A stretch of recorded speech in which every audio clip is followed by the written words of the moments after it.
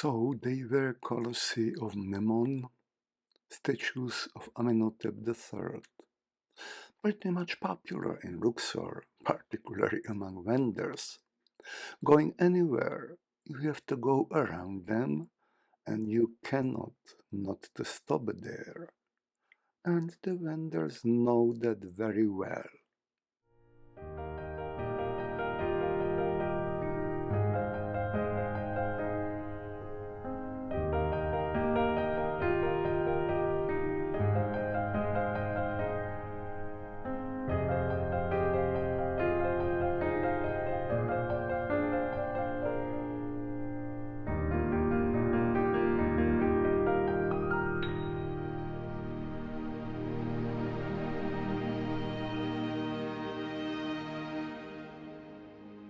Ramesseum is the mortuary temple of Ramesses II.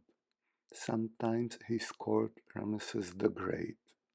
You can find here his graphic description of the Battle of Kadesh, as well as fragments of his giant statue. Ramses was called Ozymandias in Greek, and the sonnet inspired by the great statue has the same title. Behind the temple there are residues of the palace with important scribe school.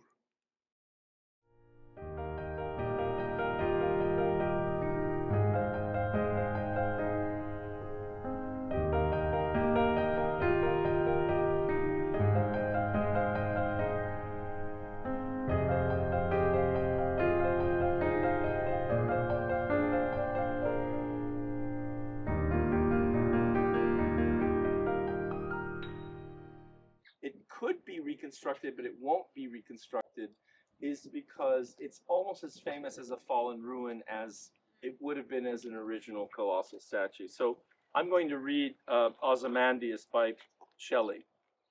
I met a traveler from an antique land who said, "Two vast and trunkless legs of stone stand in the desert. Near them on the sand, half sunk, a shattered visage lies, whose frown and wrinkled lip and sneer of cold command tell that its sculptor well those passions read, which yet survive stamped on these lifeless things, the hand that mocked them and the heart that fed. And on the pedestal these words appear, My name is Ozymandias, King of Kings. Look on my work, ye mighty, and despair. Nothing beside remains.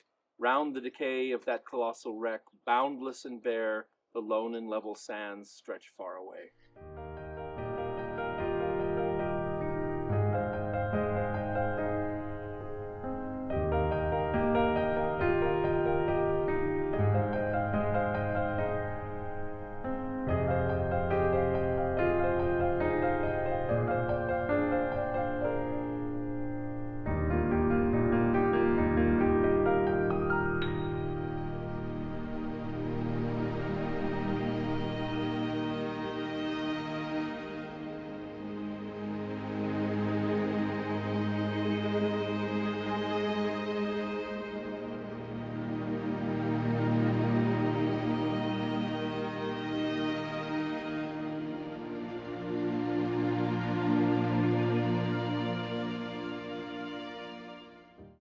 Incense? Always with incense burner. So it seems to have been an ancient symbol in Syria, in the Near East, for like the white flag. Exactly. Thank you. You can see it, like if it's smoking. Yeah, and it's always, look how people are dying. They're falling out. Nobody's going to have a chance to succeed, right? So the Egyptians have reached the castle, and it's all over for them. So they have to just give up. In the Egyptian artistic rendition, of course. Look at one interesting thing is that Darfur seems to have been in a rocky landscape. So you have these huge boulders here. So they're at the base of this city. So probably it's in a rocky part of Syria, hilly. And also, you know, there are best swords with Syria, Palestine at the same time, because unfortunately those cultures didn't really have monumental art and writing at that time.